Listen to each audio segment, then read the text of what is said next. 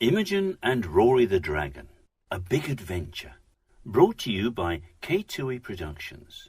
Written and narrated by Simon Taylor. Illustrations by Nicola Taylor.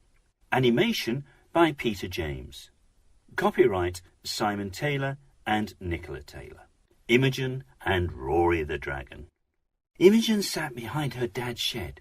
She was 8 years old with lovely brown hair, and when she smiled, she made everyone smile.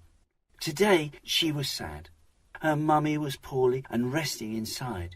It meant her dad was cooking, and it did not smell nice. But mostly she was sad because her friend Susie, who lived next door, was so unhappy. She had lost her puppy Scratch. It was black and white, and Imogen loved the way it wagged its tail and licked her face.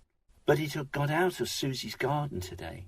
Imogen, Susie, and Susie's mum and dad had looked all around the neighbours' gardens and in the field near their house. They had looked everywhere, but they couldn't find Scratch. Imogen sat and stroked her stone. It was a special stone that she had found in the woods. Her dad said it was magic because it was like an egg and was so black and smooth. He was sure it would crack open one day. She thought her dad was silly. She sighed and pressed her lips tight. She wished and wished for a friend to help her find little Scratch. "Imogen, it's tea time," her dad called. Her tummy rumbled, and suddenly she thought, "I'm hungry. Perhaps Dad's cooking smelt good after all." "Coming!" she cried, and ran off towards her house. It was bedtime, and Imogen was tucked up in bed, and her dad was reading to her. As ever, she had her stone in her hand as she lay in bed, with Dad sitting beside her. Gradually, her eyes were drooping, and she felt sleepy, and she felt Dad tuck her in and kiss her good night. She was suddenly awake. It was dark, but her nightlight was on, so she could dimly see the room. She crinkled her face and wondered what had woken her.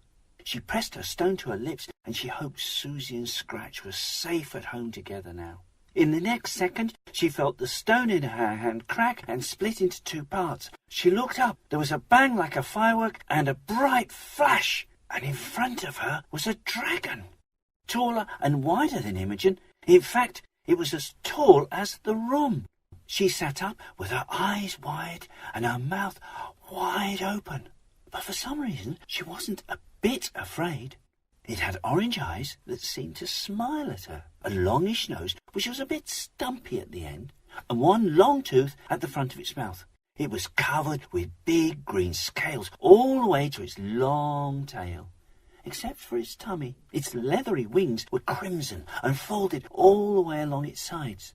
It tilted its head to one side, as if thinking, and licked its lips, and then said in a friendly voice, "Hello, my name is Roari Dragononda, Nui Kiti, Nui Pora, Miti Mura. What's your name?"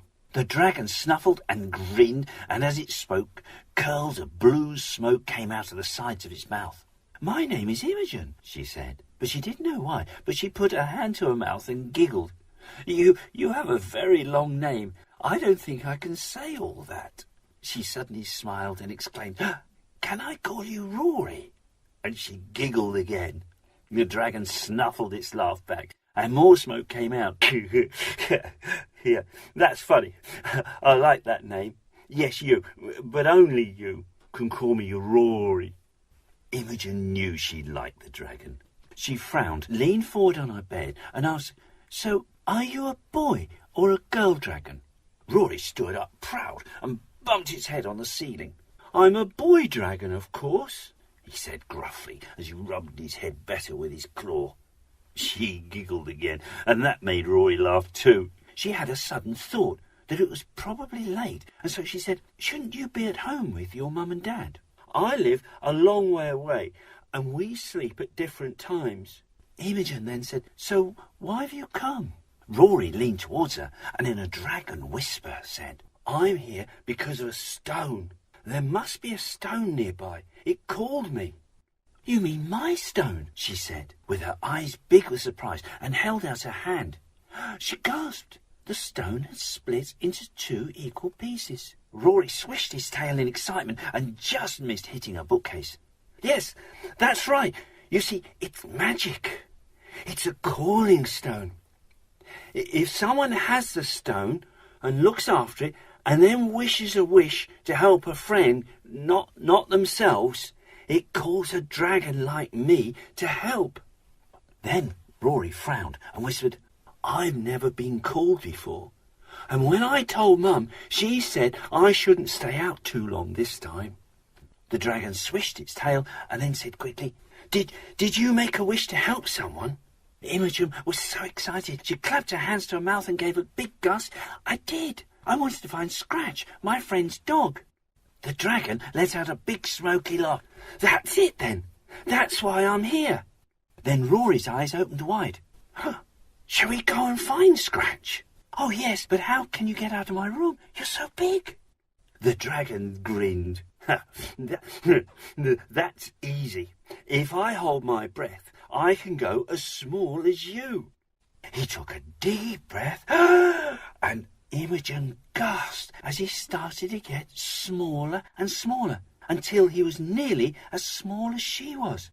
Imogen picked up her dressing gown, and quietly they crept down the stairs, through the kitchen, and out the back door. Suddenly there was an enormous whooshing sound, as the dragon let out its breath, and he grew and grew back to his full size. Oh, that's better. Whew. I can see in the dark, and if you're touching me, you can see in the dark as well. So here, take my hand. So she did. Can you imagine her surprise? She could see nearly as well as if it was daylight. If we're to find Scratch, I'll have to fly and look down to see where he is. Oh, if you sit on my back, then you can spot Scratch for me. Roari lay down, and Imogen scrambled up onto his back. Hold tight, Imogen, he said, and then he leapt up, flapped his wings, and they were up, and they were away. She felt the wind in her hair as he climbed higher and higher. She could see down and told him the way to Susie's house. It all looked different from up high, but she didn't feel even a bit afraid, though. She was too excited. Roari circled the area around near Susie's house, but Imogen couldn't see Scratch at all. Where is he? She shouted. Just then, Imogen screamed with excitement, and it pointed down to her left. In a field of long grass near Susie's house, curled up and fast asleep, was the little black and white puppy. Then she gasped, because creeping along towards it was the biggest fox she had ever seen. It did not look friendly. In fact, she was sure it wanted Scratch for dinner. She shouted to Roari what she could see, and he quickly circled round and dropped down straight at the fox. It was getting closer and closer to Scratch, but Roari went faster and faster, and just as he seemed to be on top of the fox, Roari gave out a huge roar and a huge cloud of smoke. The fox jumped straight into the air, spun around, and ran as fast as it could from Scratch and the horrible, horrible noise. Roari quickly turned and landed by Scratch, who was very frightened and whimpered quietly. Imogen slid down from Roari's back. She spoke quietly to Scratch, let him smell her and lick her hand so he'd remember her. Then he wagged his tail and barked with excitement as he did. She picked up the puppy and hugged it to her. She laughed as it licked and licked her face. Roari leaned down and said, Imogen, I think we'd better hurry home. So Imogen sat on Roari's back with Scratch in her arms, and he carefully flew them back to her garden.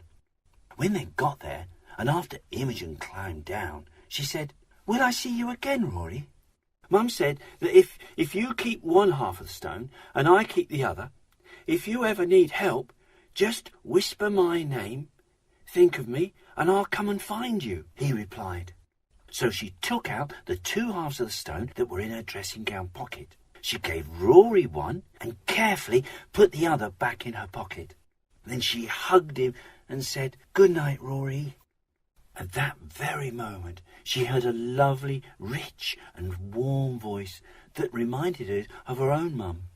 "Roari Dragon onder," said Roari's mum. "It's time to come home." Suddenly, with a loud pop and a distant call of "Bye-bye, Imogen," he was gone, and it was dark again. Just as quickly, the kitchen light came on, lighting up the garden. It was her dad. He came down the garden towards her and said, "Imogen, is that Scratch you are holding? Fancy you hearing him out here. Well, it was very brave of you coming out like this. Let's go in and we can give him something to eat and drink." Imogen just said, "Yes, Dad," because she didn't want to tell him a fib about how she had found Scratch. She was sure somehow she must keep Roari a secret from everyone she knew. So, after they'd fed Scratch and put him in a warm blanket to sleep in the kitchen by the stove, Imogen climbed the stairs with Dad and jumped into her bed. But as she lay there with her teddy, just for a minute, she had a big smile on her face as she thought about taking Scratch round to Susie's in the morning. But mostly she smiled about her new friend, Roari the Dragon, and their big adventure. The end.